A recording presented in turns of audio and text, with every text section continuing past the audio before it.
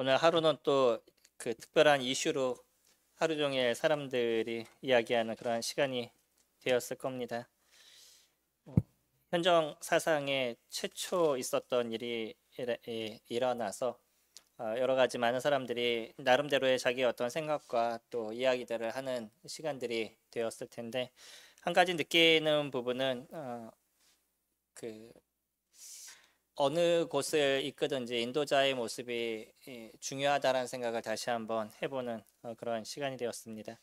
오늘 또 저희들이 살펴볼 부분도 열왕기 하 2장 말씀 같이 살펴볼 것인데, 오늘 여기에서 또 리더십의 변화에 대한 부분들을 저희들이 살펴보게 될 겁니다. 리더십이 변화하게 됐었을 때 보이지 않는 가운데서 일어나고 있는 그들의 어떤 내면의 생각들, 또 그러한 리더십의 어떤 변화는 어떻게 일어나는 부분인지에 대한 것들을 저희가 살펴볼 수 있는 귀한 시간이 될 것입니다. 우리는 오늘의 말씀을 보기 이전에 있었던 여호수아의 얘기를 잠깐 고민해 볼 수도 있겠죠. 여호수아가 모세로부터 리더십을 받게 됐었을 때 우리는 그냥 리더십이 연결됐다라고 생각이 되고요, 여호수아가 그 일을 잘했구나라는 걸로 그냥 생각할 수도 있습니다. 근데 여호수아가 가졌던 그 중압감이라는 것은 어땠을까요? 좋은 나라를 받는다라고 얘기하면 좀 다를 수도 있습니다. 왕권이 그냥 변할 때 이미 이제 잘 형성된 나라를 받는다라고 얘기하면 상관이 없고, 또 이스라엘에 있었던 어떤 왕처럼 자기가 높아지기를 원하는 사람들의 모습에서 그런 리더십이 자기에게 왔었을 때 그것에 대해서 취하기만 하는, 자기의 어떤 책임에 대한 생각을 하지 않고 취하기만 하는 이런 모습이 됐다 그러면 그 또한 그렇게 크게 고민하지 않았을 것입니다. 근데 여호수아가 받아야 될 이스라엘이라는 나라의 모습은 현재 종들이 거기서 도망온 사람들인 거예요. 나라에서 도망온 종들의 모습이었고, 나라라는 어떤 기틀이 잡혀 있지도 않은, 거기다 더 큰 문제는 뭐죠? 땅도 없어요.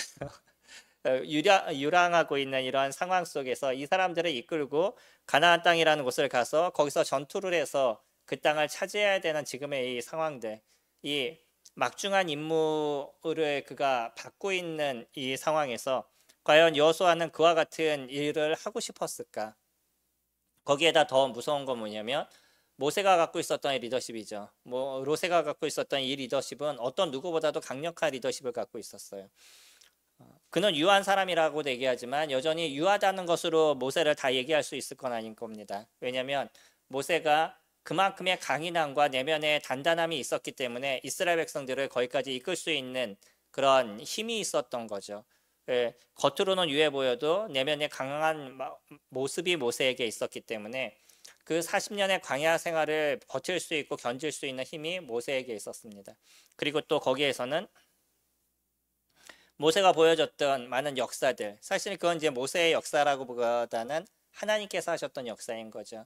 근데 그 하나님께서 하셨던 역사조차도 누구에 따라서 달라질 수 있는 거죠.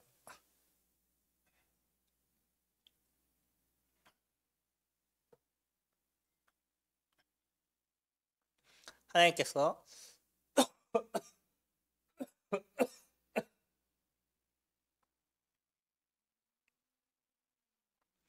모세를 사용할 수 있을 만큼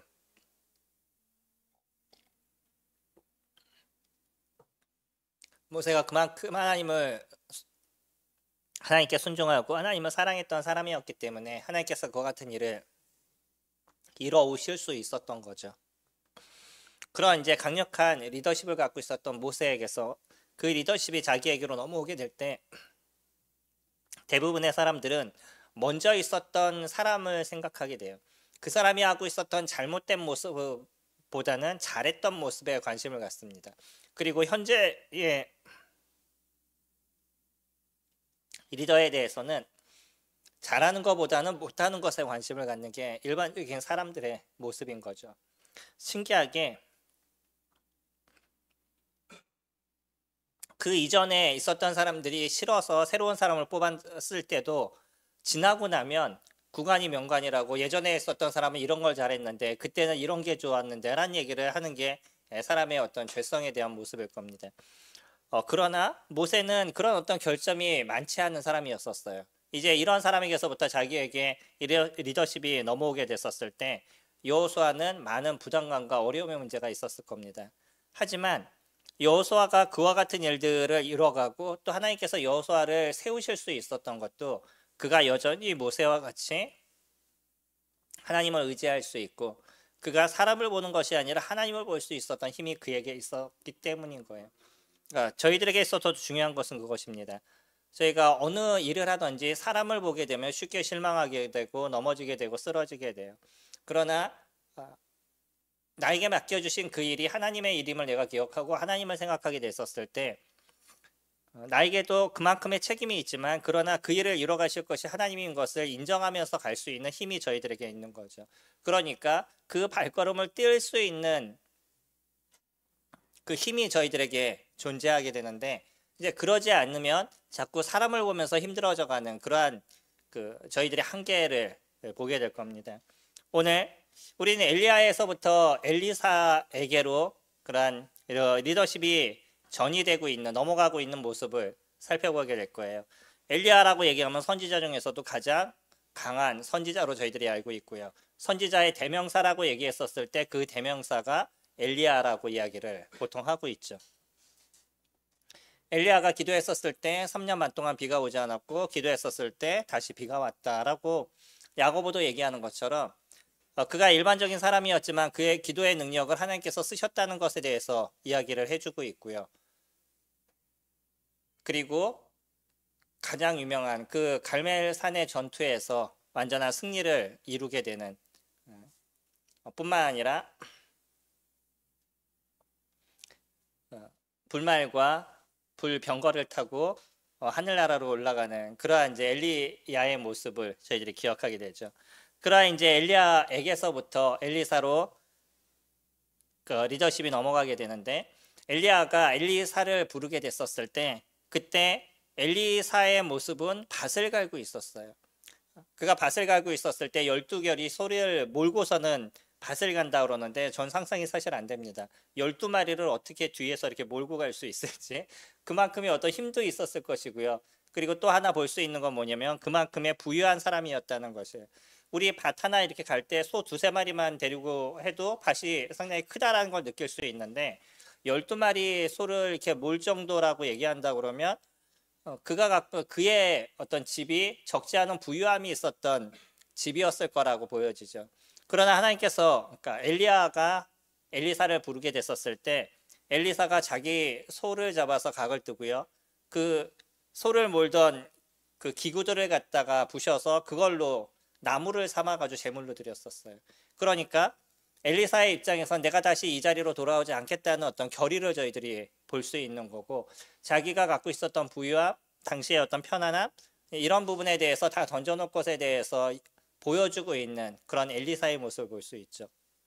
그러니까 하나님께서 모세에서부터 여호수아에게로 리더십이 넘어가게 될 때도 여호수아를 쓸만한 시기 때문에 그를 사용하셨다는 거예요. 그러니까 모세는 모세가 할 만큼의 역할이 있었습니다.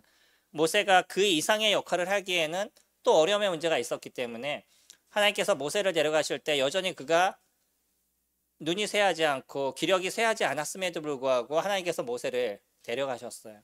그리고 나서 여호수아를 세우게 됐었을 때 여호수아는 또 전쟁에 능한 사람이었었고요. 나라를 점령해 들어가는 데 있어서의 그만큼 전술과 힘이 있었던 사람이었던 거죠. 새로운 사람이 필요했습니다. 새로운 리더십이 필요했었고 지금의 상황에서도 엘리야에서부터 엘리사까지 넘어가야 될 어떤 리더십의 변화가 필요한 시점이었었고 그리고 엘리사를 하나님께서 쓰시게 됐었을 때 그냥 쓰시지 않으셨다는 거죠. 그가 갖고 있었던 중심을 주님께서 보셔서 무엇인가를 포기할 수 있는 자기의 어떤 안락함이라든지 편안함이라든지 이런 것을 포기하고 하나님을 위해서 그의 삶을 드릴 수 있는 그의 마음이 있느냐 주님이 그것을 보신다는 거예요. 저희들을 사용하시는 주님의 모습도 그렇습니다. 주님이 저희들을 쓰실 때 아직도 세상에서의 어떤 더 많은 것들을 추구하고 더 많은 것을 가지려는 것들이 저희들에게 있을 때 하나님께서 저희들을 쓰시는 것이 한계가 있어요. 제한적인 것을 저희들이 보죠. 그러나 주님 앞에 진정한 쓰임을 우리가 받고 싶을 때 세상의 것을 다 던져놓을 수 있는 그러니까 조금의 어떤 부유함, 편안함, 안락함 이런 것들을 좀 던져놓을 수 있는 힘이 우리에게 있느냐 그것이 주님이 저희들을 쓰시는 데 있어서의 중요한 모습을 갖고 있는 거죠.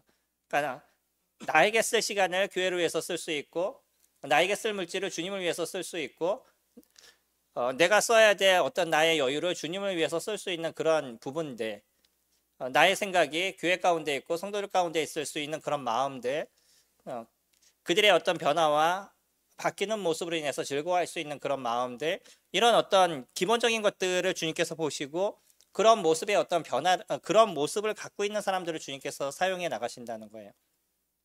엘리사도요.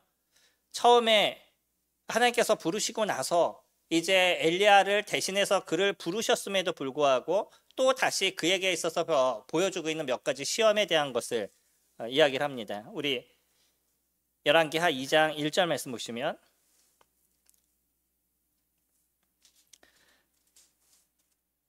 여호와께서 회오리 바람으로 엘리야를 하늘로 올리고자 하실 때 엘리야가 엘리사에게 더불어 길갈에서 나가더니 엘리야가 엘리사에게 이르되 청하건대 너는 여기 머물라 여호와께서 나를 베델로 보내시느니라 하니 엘리사가 이르되 여호와께서 살아계신과 당신의 영혼이 살아있음을 두고 맹세하노니 내가 당신을 떠나지 아니하겠나이다 하는지라. 이에 두 사람이 베델로 내려가니.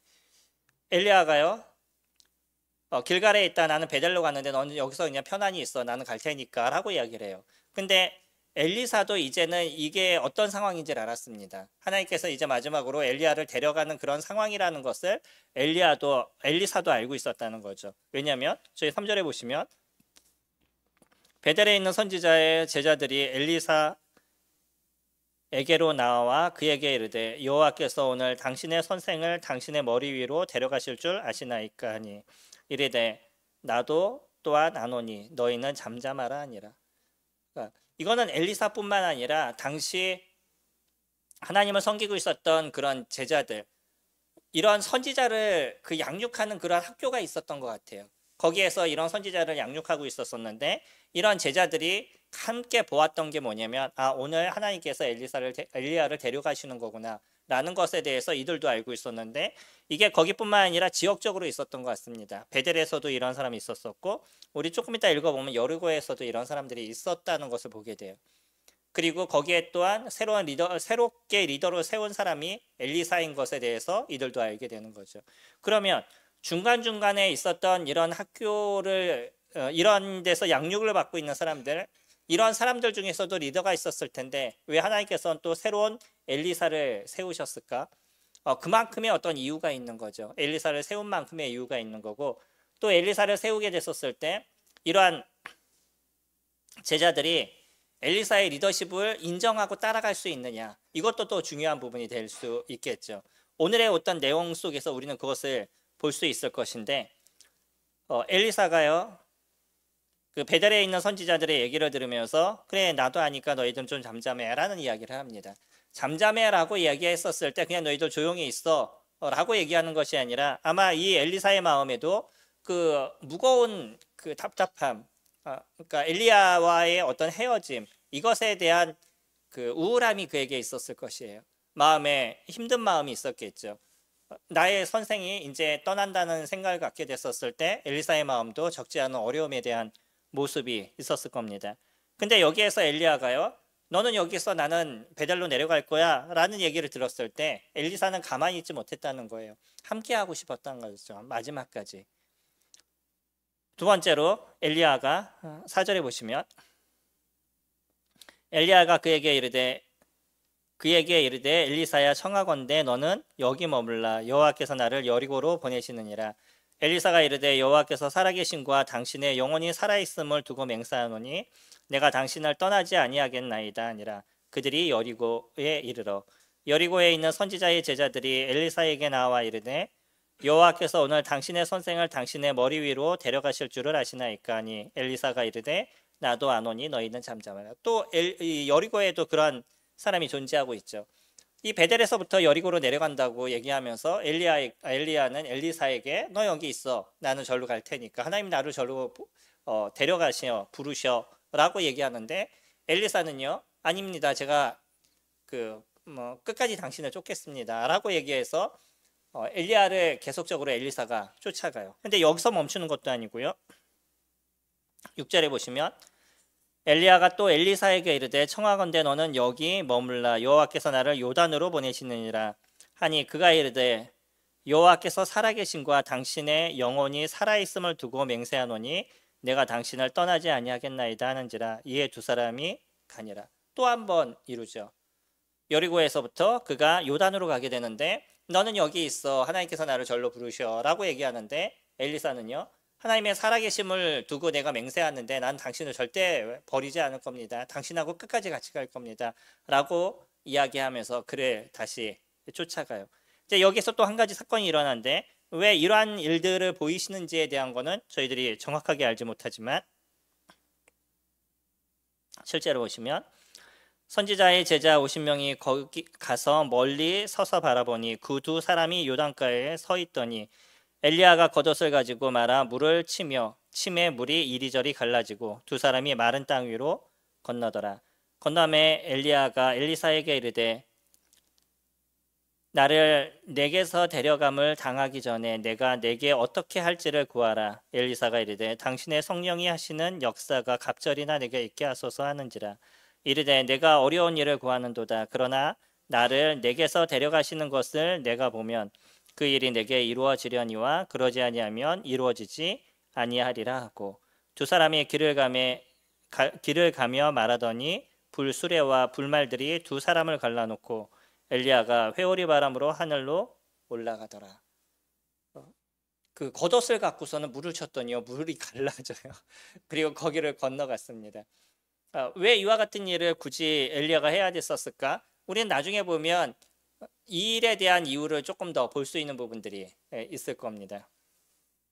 그리고요 계속 자신을 쫓아오는 이 엘리사에게 엘리야는 한 가지 무엇인가를 해주고 싶었어요. 자기가 해줄 수 있는 그 무엇인 네가 나에게 원하는 것이 뭐야? 내가 너에게 마지막으로 무엇인가를 해줄게라고 얘기했더니 이때 엘리사가 얘기한 것이 당신이 갖고 있는 그 능력, 하나님의 그 능력이 배나 나에게 좀 있었으면 좋겠습니다. 그 성령의 역사가 나에게 배나 좀 있었으면 좋겠습니다 라고 엘리사가 얘기를 하죠. 근데 사실은 이거는 엘리야가 자기가 줄 수 있는 게 아닌 거잖아요. 자기도 누구에게 부여를 받았냐면 하나님께 부여를 받은 거기 때문에 자기가 줄 수 있는 것은 아니고요. 또 하나님께서 그것을 허락하시면 너에게 이루어질 거야 라는 얘기를 하는 거죠. 그러니까 여기서 얘기하는 거는 내가 그 데려감을 당하는 것을 네가 본다 그러면 이라는 표현을 쓰지만 엘리야가 얘기하는 것은 결국은 이와 같은 일들은 하나님께서 너에게 부여하신다면 그것이 이루어질 거라는 표현을 이야기를 같이 해주고 있어요. 엘리사는요 여기에서 다른 것을 구하지 않았습니다. 엘리사가 이 선지자의 일을 위해서 부름을 받게 됐었을 때, 그러니까 엘리야를 대신해서 그 일을 하기 위해서 부름을 받게 됐었을 때 자신의 안락함을 버렸어요. 자신의 편안함을 버렸고요. 자신의 물질도 버리고 그리고 엘리야를 쫓았습니다. 그래서 지금 엘리사에게 중요한 것은 물질도 아니었었어요. 그 어느 것도 아니었습니다. 중요한 건 뭐냐면 하나님의 능력이 자기에게도 동일하게 이루어지길. 근데 조금 더 욕심이 있죠. 뭐라고 얘기하냐면 갑절이나 있기를 원한다라고 얘기를 하죠. 이런 그 하나님께서 나를 쓰시는 데 있어서 하나님이 나를 통해서 이루시는 그 역사가 더 놀랍게 일어나기를 원합니다라는 이 마음의 이 고백들이 참 귀하다라고 생각이 되죠. 저희가 주님을 섬기는 데 있어서 저를 통해서 하나님께서 하실 그 역사와 능력이 더 크기를 원합니다라는 기도가 우리 가운데 많이 일어나면 좋을 것 같아요. 그러나 거기에는 분명히 그만큼의 대가들도 우리가 필요하다는 거죠. 엘리사가 그랬던 것처럼 그는 그가 갖고 있었던 안락함이나 여러 가지를 버렸어요. 그리고 하나님을 위해서 무엇인가를 이룰 수 있는 그것을 선택을 했습니다. 이것이 그에게 있어서 더 귀하고 다른 어떤 것보다 더 낫다라고 생각하기 때문에 조금은 이후에 있는 그 삶이 조금의 어려움과 또 힘듦의 부분들도 그에게 있었을 것이고요. 우리는 그것을 어디에서 볼 수 있냐면 엘리야에게서도 저희들이 찾아볼 수 있죠. 엘리야가 그만큼의 능력을 갖고 있었던 사람이고요. 지금 우리가 지금 여기서 보는 것처럼 그 불마차와 불말을 타고서는 불말이 끄는 불마차를 타고 그 하늘로 올라갔던 그런 사람이었어요. 왜 그는 죽지 않고 하나님께서 그를 데려가셨을까? 우리 정확하게 알지 못하지만 그만큼의 이유가 있을 거라고 생각이 됩니다. 그런 놀라움의 일을 이루었던 이 엘리야도요. 나라를 위해서 수고하고 나라를 위해서 고민하고 그 많은 일들을 이루었지만 거기에 대한 대가는 결국은 도망을 다니는 일들이었다는 거예요. 이스라엘에 있었던 많은 우상들을 제거하기 위해서 아세라의 선지자들과 바알의 선지자들 850명을 죽이는 일을 이루고요. 그들에게 있어 이스라엘 백성들에게 있어서 진정한 하나님이 여호와임을 드러내는 그러한 대결을 이루고 완전한 승리를 이룹니다. 그리고 나서 이스라엘에 비가 오지 않았는데 다시 비가 오게 함으로 이스라엘 사람들이 하늘에서 비를 내리시는 분,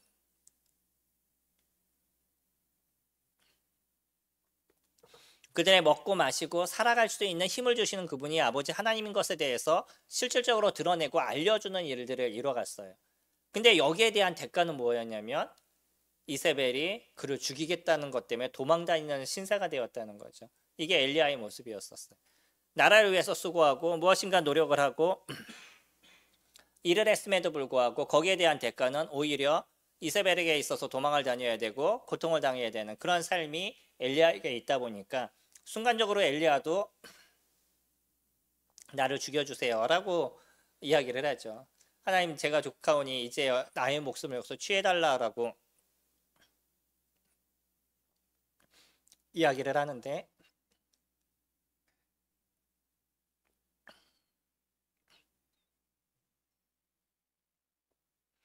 하나님께서는 그를 위로해 주시죠. 그가 했던 일들, 어려움들, 이런 수고들, 그 수고에 대한 모습을 하나님께서 아시기 때문에 엘리야의 그런 모습에서 책망하시거나 그에게 화를 내시는 것이 아니라 오히려 그를 위로하시고 그가 다시 자기의 길을 갈 수 있도록 도와주시는 일들을 이루었었죠. 엘리사의 길도 그의 사수였던 그의 선생이었던 엘리야의 길과 별반 차이 없는 그런 어려움의 길이 될 것입니다.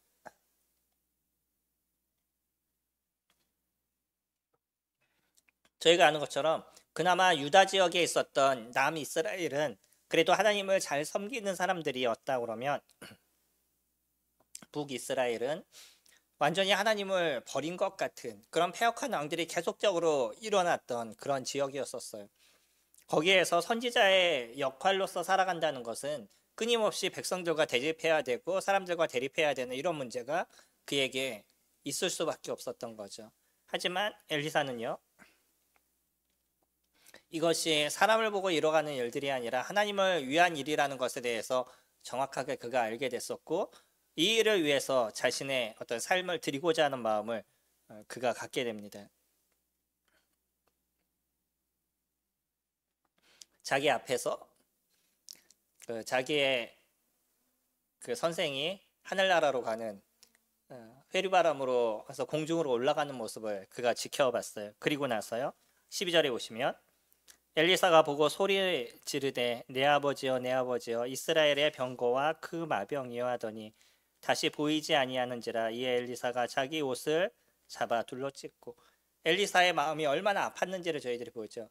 이스라엘 백성들이 그 진짜 통회하는 어떤 심령들, 진짜 힘들고 어려울 때 그때 하는 그의 행동들이 그들의 옷을 찢는 거였었어요.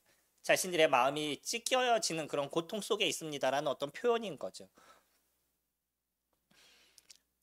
엘리야가 하늘나라로 가는 모습을 보면서 이제 그와의 이별을 그가 보게 됐었을 때 마음이 너무나 힘들고 어려운 모습이었던 거죠. 13절에 엘리야의 몸에서 떨어진 겉옷을 주워 가지고 돌아와 요단 언덕에 서서 엘리야의 몸에서 떨어진 그의 겉옷을 가지고 물을 치며 이르되 엘리야의 하느님 여호와는 어디 계시나이까 하고 그도 물을 치매 물이 이리저리 갈라지고 엘리사가 건너더라. 엘리야가 갖고 있었던 그런 능력이 그대로 누구에게 지금 드러나고 있냐면 엘리사에게 드러나고 있죠. 물을 쳐서 그 물가에 길을 만든다는 건 굳이 이런 것들이, 이런 능력을 이들이 베풀 필요가 있었을까? 제가 볼 때마다 갖고 있는 생각 중에 하나였던 거거든요. 왜냐하면 하나님의 역사와 능력이라는 자체가 사실은 자기를 위해서 쓰는 경우가 성경에는 거의 등장하지 않아요. 하나님의 이 역사가 주변에 있는 사람들을 위해서 돕고 그들을 그들을 돕는 데 있어서 사용하는 역사들인데 자기를 위해서 쓰는 경우가 그렇게 많지 않음에도 불구하고 왜 이러한 것들이 엘리야와 엘리사가 보였을까라는 궁금증들이 적지 않게 많이 있었었는데 하나님은 엘리야가 갖고 있었던 그런 능력을 엘리사가 동일하게 행해 나가는 것을 우리에게 보여주는 부분인 거예요. 엘리사도 그만큼의 능력을 부여받았다는 것을 저희들에게 보여주고요. 그래서 이제 엘리사가 하고 있는 그 역사, 능력들, 그런 능력들이 주변에 있는 제자들까지도 그에게 그만큼의 힘이 있다는 거. 하나님께서 그에게 그 엘리야에게 보여줬던 그 성령의 역사처럼 엘리사에게도 그와 같은 성령의 역사를 보여주신다는 것을 드러내주고 계시는 거죠. 15절에 보시면 맞은편 여리고에 있는 선지자의 제자들이 그를 보며 말하기를 엘리야의 성령이 하시는 역사가 엘리사 위에 머물렀다 하고 가서 그에게로 나아가 땅에 엎드려 그에게 경배하고 제자들이 와서 경배를 하죠. 그러면서 이제 엘리사가 갖고 있는 리더십이 굳건해져 가는 것을 봐요. 근데 여기서 끝나지 않고요. 16절에 그에게 이르되 당신의 종들에게 용감한 사람 50명이 있으니 청하건대 그들이 가서 당신의 주인을 찾게 하소서.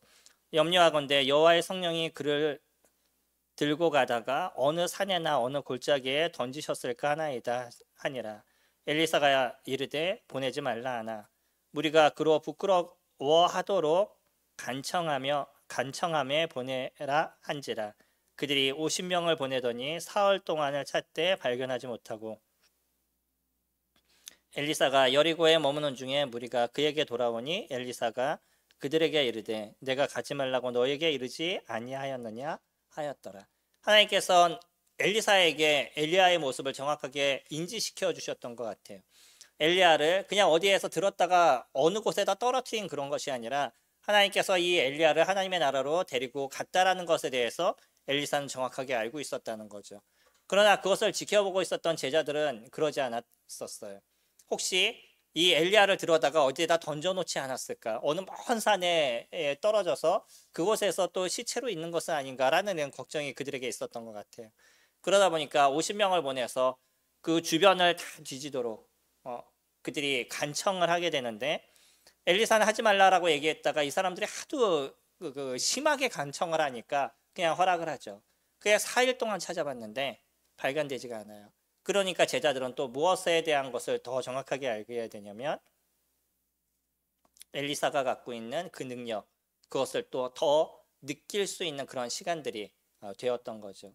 하나님께서는 엘리사에게 그만큼의 그 리더십을 세워줬습니다. 그냥 그가 그 리더십의 이양만을 해주신 것이 아니라 그 이양 속에서 그가 그 일을 잘 해나갈 수 있도록 사람들 안에서의 어떤 권위 이런 것까지 세워주셨다는 거예요. 우리들에게 있어서 어떤 리더십이 변화하고 바뀌는 모습에 있어서 우리가 하나님을 볼 수 있고요. 또 하나님을 의지하는 모습들이 되어져 가면 거기에 대한 일들을 만들어 가시는 것은 하나님께서 해주신다는 거예요. 그 리더십의 그 변화들을 잘 이뤄갈 수 있도록 이것으로 인해서 과거의 사람을 추억하거나 과거의 사람을 원하는 그런 것이 아니라 새롭게 이루어진 그 리더십이 교회 안에 잘 정립될 수 있도록 만들어 가시는 것, 그것도 하나님께서 이루어 가실 겁니다. 중요한 건 뭐냐면 그 일을 이루는 사람이 하나님께 헌신된 모습들, 하나님을 사랑하는 모습과 하나님을 볼 수 있는 그런 모습들을 가지고 있느냐는 거예요. 우리는 교회에 어떤 전반적인 일을 이루는 그런 일꾼의 변화들도 일어날 수 있고요. 아니면 어떠한 부서의 모습에서의 변화들도 일어날 수 있어요. 근데 이 변화의 모습 속에서 그 자리를 잘 만들어가고 거기에 자신의 어떤 리더십이 잘 정립이 되고 주변에 있는 사람들이 그것을 잘 쫓아올 수 있는 부분들이 되게 하기 위해서는 내가 하나님 앞에 그만큼 하나님을 볼 수 있는 사람을 보는 것이 아니라 하나님을 볼 수 있는 그런 마음이 필요한 것이고요. 뿐만 아니라 그만큼의 헌신과 또 수고의 모습들이 필요하다는 거예요. 이러한 일들을 잘 이루어가게 됐었을 때 하나님께서 그 사람의 리더십이 잘 세워질 수 있도록 만들어주는 것, 그건 하나님께서 이루어주신다는 거죠. 엘리사는 이제 그의 그 사람들이 봤었을 때 리더십이 어느 정도 정리가 됐고요.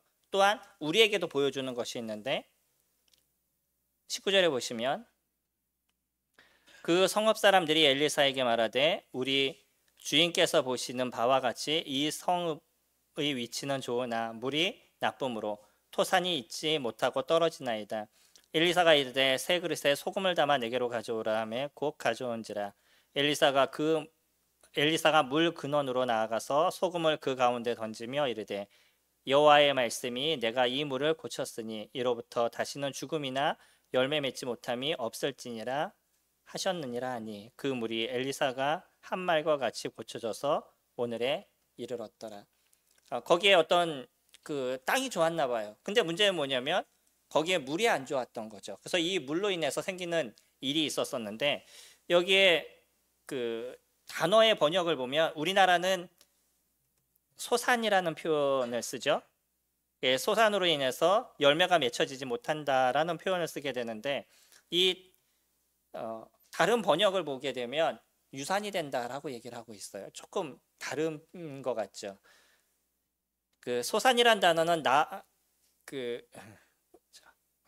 에레츠라는 단어를 씁니다. 에레츠는 땅이나 뭐 지구 이런 것을 얘기할 때의 단어이고요. 그리고 열매가 떨어진다라는 단어는 샤콜이라는 단어를 써요. 이거는 대부분 유산이라는 단어로 번역이 됩니다.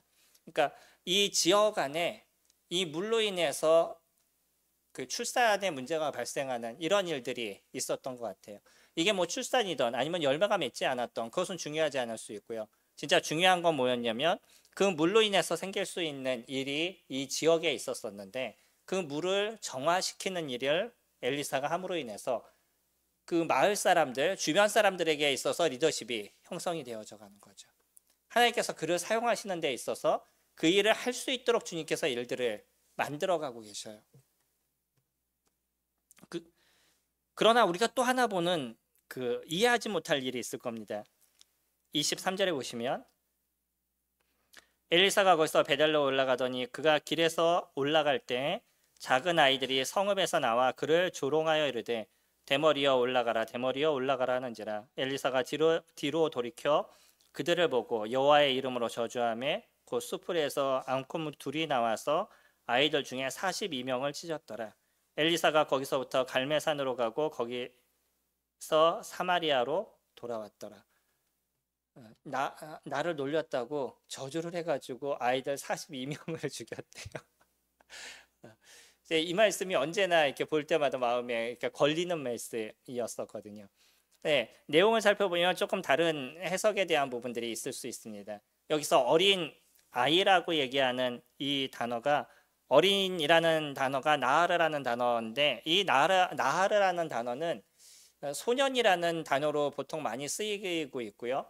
그리고 다윗을 얘기할 때도 소년이라고 얘기를 하죠. 그러나 다윗의 그때 당시 골리앗을 죽일 때 나이가 어느 정도 된다고요? 어느 정도 되죠? 골리앗과 싸울 때 다윗의 나이가 대체적으로 17 전후라고 얘기를 하고 있어요. 그래서 우리가 생각하는 것처럼 어린 소년이 아니라 그때 당시 건장한 청년이었었어요. 그래서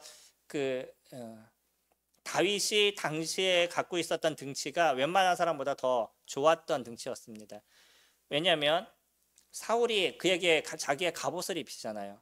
근데 사울은 다른 사람보다 머리가 하나 더 있었던 사람이에요. 그만큼 크고 건장한 사람이었단 말이에요. 그러면 자기의 그 건장한 갑옷을 갖다가 이런 어린아이한테 입힌다는 자체가 이해가 되지 않는 거죠. 비슷하니까 입힌 거예요. 그리고 나중에 다윗을 보면 다윗이 골리앗을 죽이고 나서 골리앗이 갖고 있는 그 큰 칼, 웬만한 사람 들지도 못하는 그 큰 칼을 들어서 그의 머리를 잘라요. 나중에 도망갈 때도 제사장에게 혹시 칼이 있냐고 물어보니까 제사장이 당신이 골리앗을 죽일 때 그 죽였던 칼, 그가 사용했던 칼 한 자루가 있는데 필요하면 가져가세요 라고 얘기했던 다윗이 그것을 가져갑니다. 그러니까 그만큼 다윗이 골리앗과의 싸움을 할 때 골리앗보다 작은 사람으로 보였던 거지 그때 당시에 그렇게 작지가 않아요. 근데 그때 사용했던 그러한 이제 소년이란 단어도 아이의 모습이 아니에요. 여기서 사용하고 있는 이 나하라는 단어도 대체적으로는 청년 정도 되는 그런 사람일 거라고 보여져요. 갓난아기부터 사용됩니다. 이 단어는 스펙트럼이 상당히 커요. 그래서 군인으로도 쓰기도 하고 그다음에 종이라는 단어도 이렇게 쓰게 되는데 이때 당시에도 좀 건장한 청년들, 그냥 청년들의 모습이었던 것 같고요. 그리고 이 작은이라는 단어, 그러니까 작은이라는 이 단어는 연약한, 그 별 볼 일 없는 이런 의미로도 같이 번역이 됩니다. 그래서 다른 번역본은 이것을 뭐라고 얘기하냐면 그 지역에 있는 조금 불량한 청년들, 이런 청년들에 대한 걸로 이야기를 해주고 있어요. 그렇게 이야기하니까 이해가 되더라고요. 아이들이 자기를 놀렸다고 그 저주를 해가지고 그 아이들을 42명이나 죽였다라고 얘기한다 그러면 이거는 엘리사가 뭔가 좀 이상한 사람처럼 느껴지는 부분이 될 수도 있는 거죠. 그러나 어, 어, 엘리사가 새로운 선지자가 된 것에 대해서 불만을 품고 있는 이러한 어떤 그러한 그 불량한 사람들, 이러한 사람들이 엘리야에게 와가지고 그 엘리야의 어떤 지도력을 대항하고 있는 이런 모습을 저희들에게 비춰주고 있고요. 이런 모습 속에서 엘리사가 그 저주하게 됐었을 때 그 역사를 이룬 것은 하나님께서 이루신 것이죠. 하나님은 무엇을 보았냐면 엘리사를 비난하는 모습들은 하나님을 비난하는 것과 동일하게 하나님께서 모셨다는 거예요. 그래서 그 사람들 중에 그 함께 그 엘리사를 대적하기 위해서 왔던 그 사람들 중에 42명을 죽이는 이러한 일들을 이루어 오셨습니다. 쭉 우리가 읽으면서 느낄 수 있는, 지금까지 살펴보면서 느낄 수 있는 가장 중요한 부분들은 하나님께서는 그의 역사를 이루어 가신다는 거예요. 하나님께서는요, 엘리사가 갖고 있는 그 능력들, 엘리사의 어떤 지도력들, 이것을 키우시기 위해서 하나님께서는 그 많은 일들을 쭉 저희들에게 보여주고 있어요. 동일하게 우리에게도 우리에게 조금 능력이 부족해도 우리가 하나님을 소중하게 여기고 또 여전히 우리의 시간들을 잘 사용하고 하나님께 드려질 수 있는 것, 또 하나님의 음성을 들으려 노력하고 하나님을 알려고 노력하는 그런 모습 속에 하나님은 저희들을 아름답게 쓰시겠다라고 얘기하신다는 거예요. 우리에게 필요한 능력, 아니면 우리에게 필요한 지도력, 그런 것이 있다 그러면 하나님께서 부여해 주시겠다는 거죠. 중요한 것은 우리가 그렇게 하나님을 의지할 수 있는 부분들, 그것을 갖고 있느냐는 거죠. 엘리야가 갖고 있었던 능력은 상당히 대단했습니다. 그러나 그 엘리야의 능력보다 더 또 아름다움의 역사를 많이 만들어간 것이 엘리사의 모습이었던 거죠. 그리고 엘리사도 아름다움의 선지자로서 끝까지 자기의 사역을 잘 감당을 해왔습니다. 저희들에게도요, 우리에게 주어진 그 사역들, 우리가 하나님 앞에 헌신되는 모습들이 됐었을 때 우리에게 필요한 리더십을 부여해 주시고 우리를 사용하시는 그분이 하나님이시라는 거예요.